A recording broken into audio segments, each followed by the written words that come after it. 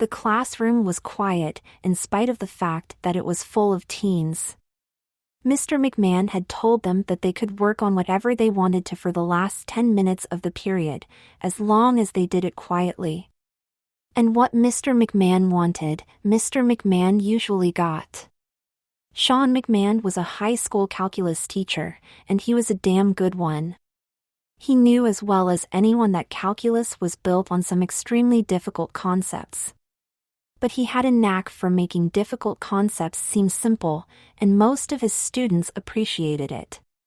He was committed to giving each and every student whatever attention they needed to do their very best in his classroom, whether they wanted that attention or not. So it was that as he sat at his desk marking the day's tests, 25 teens sat at their desks, uncharacteristically quiet.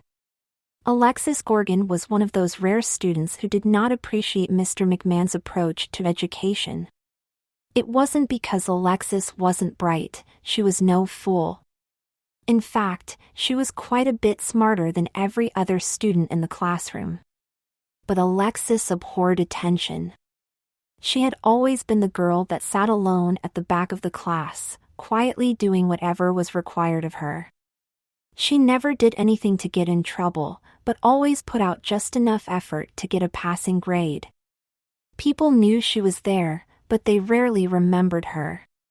This strategy had gotten her quietly through many years of schooling with a minimum of human interaction. And that's just the way she liked it. Quiet anonymity was a necessary part of her existence. Most teachers would have loved to have had classrooms full of Alexis Gorgons. But Sean McMahon wasn't most teachers. He knew that Alexis was capable of much more, and he intended to get it out of her. During the final few moments of the period, Sean McMahon shattered Alexis Gorgon's anonymity with a bolt out of the blue. He didn't even bother to look up from the test he was marking. "Miss Gorgon, see me after class, please." Alexis wasn't embarrassed that she had been singled out. She was furious. But she kept her anger to herself. These things were bound to happen from time to time. She would deal with it the same way she had always dealt with it before. As the bell rang, told, the other students made their getaway, leaving Alexis Gorgon and Sean McMahon to do battle in private. Alexis gathered her things and approached the front of the class. She primly stood 6 feet away from his desk, waiting while he marked a paper. The clock slowly ticked away through 30 silent seconds before he put down his pen and looked up at her. He folded his hands and smiled. "Miss Gorgon. You just transferred here this past summer, correct?" "Yes, sir." "How are you fitting in with everyone here?" "I've found my own niche." "Good. Good. Have you joined any clubs, signed up for any teams?" "No, sir."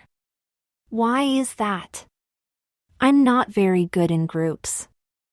I've got a bit of a temper problem, so I just like to keep to myself." Sean McMahon continued to smile as he reached up to straighten his bow tie. It was a useless gesture, his tie was already straight. But it was a personal little tick that indicated he was about to get serious. "Miss Gorgon, why are you here?" Alexis was mildly confused by the question. "Because you asked to see me after class?" His grin didn't waver. "No, I mean, why are you attending school? What is your goal here?" No teacher had ever asked her this. She didn't like the attention. She didn't like it at all. "I do what I have to do to pass my classes." "I can see that." He looked down at the test in his hands. "Your mark on this quiz is 60%. That's a pass, isn't it?" 60%? Yes, 60% is the minimum mark for a C average. But this is the... He sat the paper down and turned to his laptop. "This is the 4th test in a row that you have gotten almost exactly 60%. He looked up at her. In fact, I've done some asking around. It seems that you have a record of getting 60% on tests. She felt that this was none of his business, and she was getting pissed. Have I done something wrong? No, Miss Gorgon, you haven't done anything wrong. He pursed his lips, slightly nodded his head, then went on. This pattern tells me two things. 1, this can't be accidental or random, you must be getting the specific mark on purpose. And that leads me to number 2, it would require a superior intellect to be able to get this exact mark time after time. So I haven't done anything wrong? Miss Gorgon. Alexis, why are you holding yourself back like this? It's obvious that you're capable of so much more than this. I do what I have to do to get by quietly. I don't want be noticed. She crossed her arms. Are we done here? What? No, we are not done here. I'm not going to let this go. I think you have the talent to be much better than AC average. And from now on, I expect more. I demand more. And I'm going to have another chat with the rest of your teachers about this. Your average student, please don't notice me shyness is not going to cut it any longer. As of this moment, the invisible Alexis Gorgon is no longer welcome in this classroom. I suspect that you have the ability to be the best student this school has ever turned out, and I'm going to insist that this be your new goal. Is that understood? Her blood was boiling, it was a struggle to speak calmly. So you're saying that passing everything isn't good enough? All I ask is that you do your best. I like being just another face in the crowd. If doing your best leads to being noticed, then so be it. She could hear her pulse pounding in her ears. That's not fair.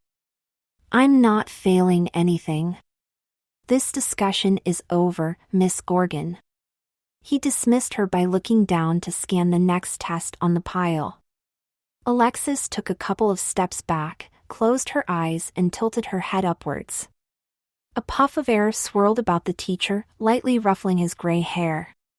Alexis opened her eyes and smiled at him. If Sean McMahon had chosen that moment to look up, he would have seen the fire burning behind her dark eyes. He would have had good reason to be very, very frightened. But he didn't look up, he just continued marking the test in front of him as if he was the only person in the room. Alexis approached him and looked down, shaking her head. She got down on her knees, put her arms on the edge of his desk and rested her chin on the back of her overlapped hands. I suppose you think you're just doing your job. She sighed as he continued his work. Well, we'll just have to let you find out what it's like to be noticed when all you want to do is be invisible. A malevolent grin spread across her face. It would have stopped Sean McMahon's heart if he had seen it. Alexis stood up and took a step back. She closed her eyes again and began to hum. It was a low, steady hum that had no business coming from the throat of a 17-year-old girl. Her lips began to part, and as her mouth opened, the hum grew until it became uncomfortably loud. Her long dark hair rose and began to undulate like a possessed creature, caressing her head. With her face tilted up and her jaws spread wide, the noise rose to a deep, damaging rumble. The desks behind her began to vibrate and then skitter away like frightened animals. The room filled with a crescendo of thunder, a din no classroom was ever meant to contain. Just when it seemed that the very walls around them were about to collapse, Alexis opened her eyes. With one final explosive bang, she slammed her jaw shut.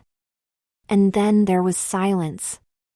Mr. McMahon looked up from the test he was marking. Good night, Miss Gorgon. She turned and began to leave. Just as she reached the door, he called out, Alexis. She turned to look back at him. Yes? This is all going to work out fine. You'll see. She smiled a crooked smile. Good night, Mr. McMahon. Turning to leave, she almost bumped into a tall, wide figure at the door. She had to turn sideways to squeeze past him. The man at the door had a serious expression on his face. Sean? Sean looked up from the paper he was marking. Hey, Bob. What's up? Bob just stared at him for a moment. You didn't hear that train come through here? Sean slightly shook his head, raising his eyebrows and shoulders. Bob was stunned. You're kidding, right? It felt like the building was moving. I didn't hear a thing. That's unbelievable. Just a minute ago. I could have sworn it was coming from here, scared the shit right out of me. Bob, I think you need to leave that bottle of gin in your desk. The hallucinations are getting worse. Sean tried, but he couldn't keep a straight face. Okay, I didn't hear anything. It was probably some students running in the hall. When Bob didn't show any signs of leaving, he added, I really need to get these tests done, all right? Bob gaped at his friend for a second, then shook his head and turned to leave. Sean spoke up before he got through the door. Oh, hey, are we still on for a beer later? Bob looked back over his shoulder as he went through the door. Bears-Packers? Wouldn't miss it. Sean McMahon wasn't known to be one of the most fashion-conscious people in the world. In fact, she had something of a reputation as a tomboy. But the date she'd had the night before had stirred something inside her, had put her in a flirtatious mood. She was different this morning, and it showed in her appearance. When Sean strode into the regular 8:30 a.m. teachers' meeting, every maleite in the room took note. Impossibly long legs stretched from a tight hemline down to a pair of 4-inch pumps. Her barely contained cleavage provided the only distraction from those legs. Abandoning her standard ponytail, she let her wild red hair cascade over her shoulders. She looked hot, and she knew it. What would have left any other teacher looking trashy, Sean McMahon pulled off with easy confidence. Being fashionably barely on time, she was the last to arrive. As she took a seat, the vice principal had to make an effort to maintain his composure.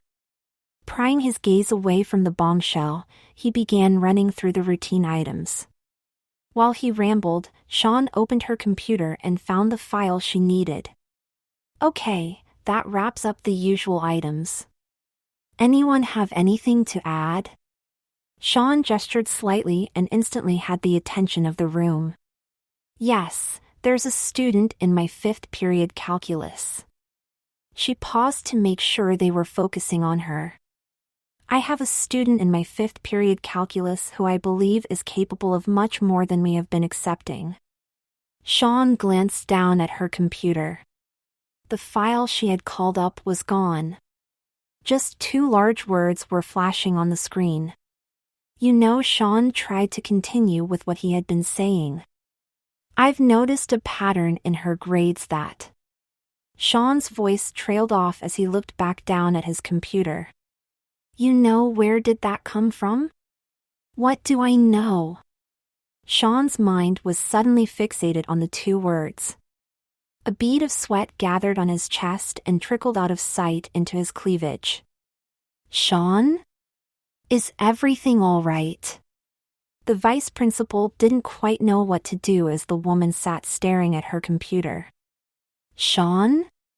Sean looked up from his computer and gave the VP a somewhat blank stare.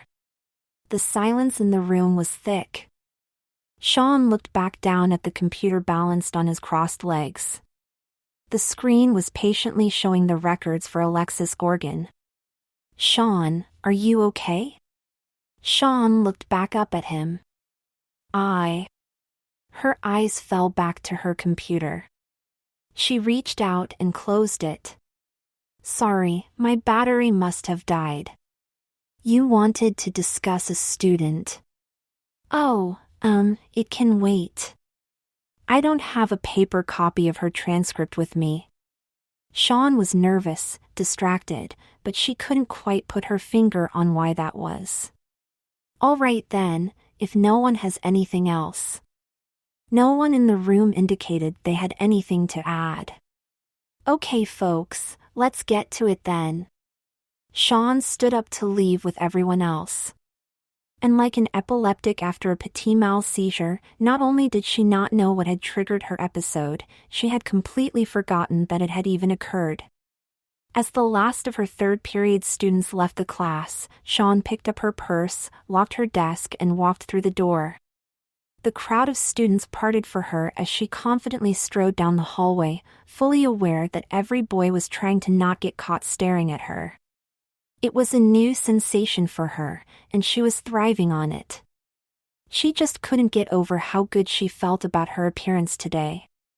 In the faculty restroom, Sean looked at herself in the mirror. This was the second time today that she had to hurry off to the washroom between classes. She knew that this was unusual, but she just blamed it on the tight skirt she was wearing. It was probably putting pressure on parts of her body that weren't accustomed to being hugged all day. Raising her lipstick, she was startled by the door swinging open. I thought I saw you heading this way. Hey Jules. Hey yourself, girlfriend. Look at you. Sean made a show of looking down at herself. What, this old thing? Jules crossed her arms, tapped her foot and gazed at Sean through her brows. After a few seconds, Sean broke. She couldn't keep a straight face. All right. I had a hot date last night and I woke up feeling kind of flirty. I knew it. Girl, when you walked into the meeting this morning, everyone else was looking at your outfit.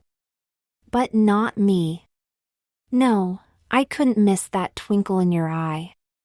Jules stepped up and gave Sean a little nudge on the shoulder. Come on honey, dish it. You got some nookie last night, didn't you? Sean's uncontrollable grin gave her away. Well, not exactly. Jules' eyes went wide.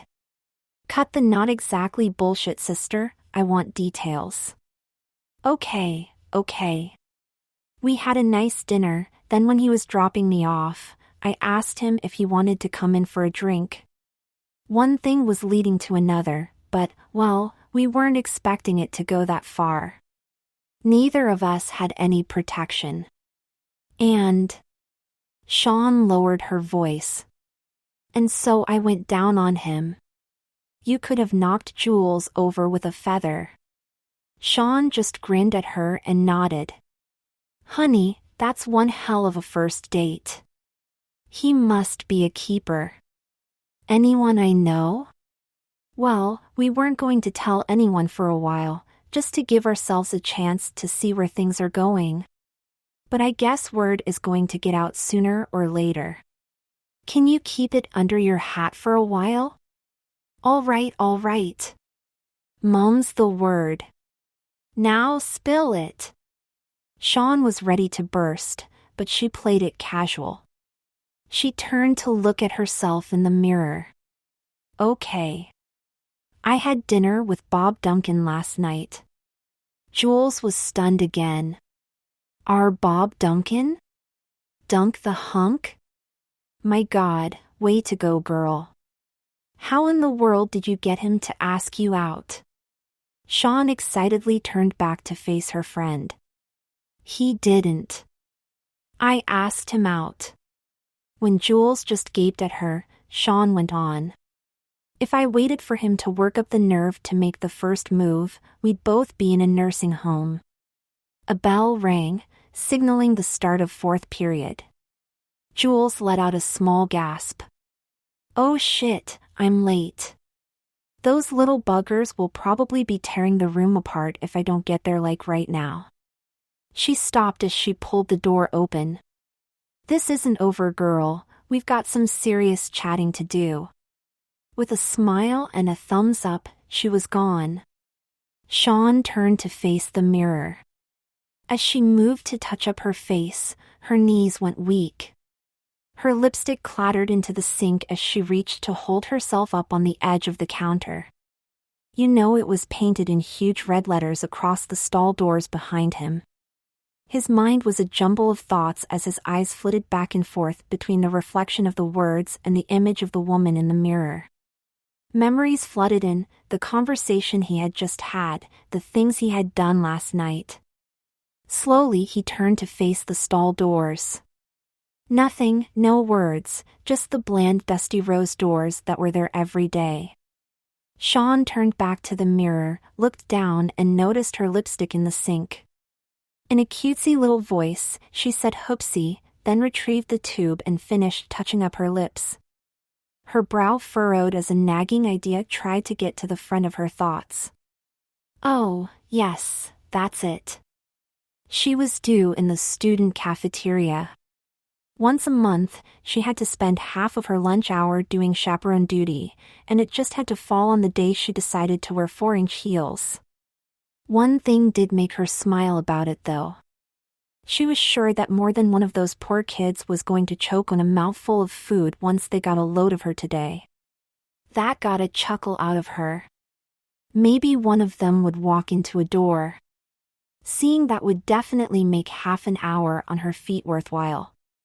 Sitting down at her desk, Sean unlocked her bottom drawer and dropped her purse in. Hey there. Startled, she banged her knee on the open drawer. As she looked up to see Bob Duncan standing in the doorway, she couldn't quite stop the shit that squeaked out of her lips. He looked hurt. That wasn't quite the reaction I was hoping for. That brought a pained smile to her face. No, I'm sorry. I just hit my knee on the damn desk. Well, if we were anywhere else, I'd offer to kiss it better. The shy look on the big man's face brought a real smile to hers. Thanks, Bob. You do know I'm going to demand a rain check. That put a smile on his face. Actually, I wanted to drop by to say thank you. What for? Well, for starters, that outfit. He tilted his chin down a bit and raised his eyebrows. I don't remember ever seeing you dress like that for work. She looked him straight in the eyes. To tell you the truth, for some reason I was feeling pretty sexy when I woke up this morning. Which brings me to the other reason I wanted to thank you. She stood, walked over to him and reached up to drape her wrists behind his neck. She looked over his shoulder to make sure they were still alone, then gave him a peck on the tip of his nose. And what else could you possibly have to thank me for? An embarrassed, bashful look came across his face. His difficulty in talking about sex was one of his buttons that Sean enjoyed pushing. Last night. Bob hesitated, hoping she would let him off the hook. She just stared into his eyes.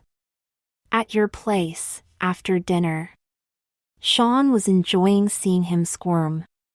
That favor you did for me. She put on a look of innocence. What favor was that, Bob? He glanced back at the door to make sure no students were coming in yet.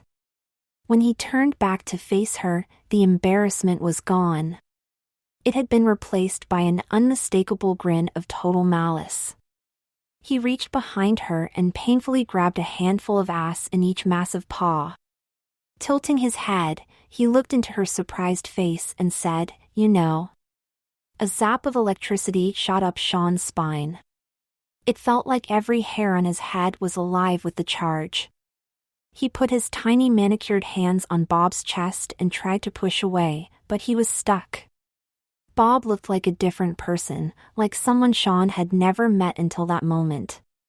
The grin on his face was demonic, pure evil. Yeah, that's right. You know. And this time, Alexis wants you to remember that you know. Bob let go of Sean, and he took a couple of wobbly steps backwards. He came to rest sitting on the edge of his desk. Alexis wants you to remember who you are, a stubborn old guy stuck inside a sex bot. She wants you to know exactly what it feels like to be noticed when all you want to do is be invisible. Sean was having trouble catching his breath. All he could do was stare at the huge, grinning beast. A couple of students came through the door behind him, and suddenly the beast was gone from the man. Bob Duncan stood there with his bashful grin. "All right, then. Thank you, Miss McMahon. I'm looking forward to that." Sean just gaped at him as he smiled warmly, turned and left the room. As students continued to file into the room, a buzz began to grow in Sean's ears. His mind was swimming, trying to make sense of the last few minutes. What was it Bob had said? "She wants you to remember this." She? Who was she? He'd said a name. The ringing of a bell brought him back to the here and now. He looked up to see a room full of young faces eagerly looking back at him perched on his desk. "Sorry I'm late, Miss McMahon." Sean looked over to see Alexis coming through the door. "Girl stuff, you know." She went and took her seat at the back of the class. A chill like he had never felt in his life ran through Sean's entire body. Panic started to set in. He had to get out of this room, had to get away from the eyes looking at him. He stood and strode to the door, having every intention of walking right through it. But once he got there, someone else took over his entire being. Calmly, he closed the door, turned, and like a stripper strutting out onto a stage, he crossed the front of the room and smoothly took up his perch on the desk. Sean's mind was whirling, trying to understand what was happening to him. He picked up the stack of tests from the front corner of his desk, looked up and gave the class a kittenish smile. In a voice that could only be described as sultry, he addressed the students. "Okay, people. Who'd like a little surprise?" The room was silent. Behind his smile, Sean was screaming. "I decided to have a little pop quiz today. But don't worry, I didn't make it hard." Sean coyly looked down at the floor, then back up at the class. The sexual innuendo was impossible to miss. A hint of a moan escaped from a boy in the front row. Every face in the room stared at Sean as he slithered off the edge of the desk. If he had had the slightest bit of control over his body, his knees would have been buckling. Slowly, he sashayed up and down the aisles, placing a copy of the test on each desk. As he handed the last one to Alexis, there was no hint of the panic behind his smiling, perfectly made-up face. Alexis was grinning up at him. "Thank you, Miss McMahon." She scanned Sean from his heels to his head. "You're looking different today. Special occasion?" Every fiber of Sean's mind was screaming at him to turn on his heels and run from this monster. But he was a puppet in the play, unable to ignore the strings. "Thank you, Alexis. Nothing special today. I just seemed to wake up this morning feeling quite girly for some reason." Alexis stared into Sean's eyes. "Well, I, for one, like your new look." The friendliness behind her smile disappeared. "I think maybe you should dress like this from now on." She winked at him. "Thank you. That's so sweet." Sean turned and paraded back to the front of the room. Once there he turned, hiked up his short skirt a couple of inches, then pushed himself up onto the front of his desk. Slowly, sensuously, he crossed his legs, then let the shoe dangle from his right foot. Sean could feel his toes begin to wiggle the shoe up and down, but he was powerless to stop it. "All right, people, you have 50 minutes. You should know all of this material, but I'll be right here in case something comes up that you can't handle on your own." As Sean sat calmly dangling his shoe, his mind desperately tried to explain what was happening to him. He came upon the only logical explanation: he must be dreaming. Right. He must be having one mother of a nightmare. That thought gave him a thread of sanity to hold on to. His tension began to ease. Sean's eyes scanned the class. Every face was turned down, working on the quiz. His eyes came to rest on Alexis. She was smiling at him, shaking her head.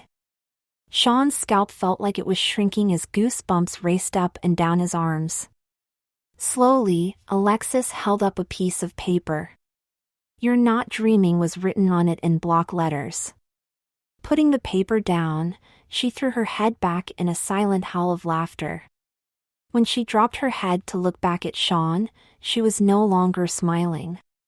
Alexis stood up from her desk and casually strolled to the front of the room. She examined Sean perched on his desk as if he were a specimen on a slide. She looked him in the eye, reached out and cupped his chin, then nodded her head in a souther motion.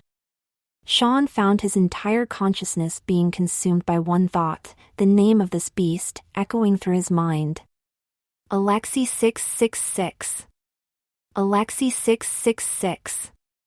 Taking a step back from her captive, the Gorgon closed her eyes and tilted her head back.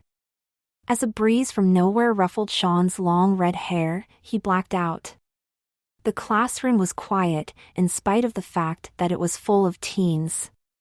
Mr. McMahon had told them that they could work on whatever they wanted to for the last 10 minutes of the period, as long as they did it quietly. And what Mr. McMahon wanted, Mr. McMahon usually got. As he was marking one of the day's quizzes, he broke the silence in the room. "Miss Gorgon, see me after class, please." Almost immediately, the final bell rang. En masse, the other students rose and filed out of the exits. Alexis gathered her things and approached the front of the class. She primly stood 5 feet away from his desk, waiting while he marked a paper. The clock slowly ticked through 30 silent seconds before he put down his pen and looked up at her. He smiled as he reached up and straightened his bow tie. "Miss Gorgon. You just transferred here this past summer, correct?" "Yes, sir." "How are you fitting in with everyone here?" Alexis smiled. "Oh, you know,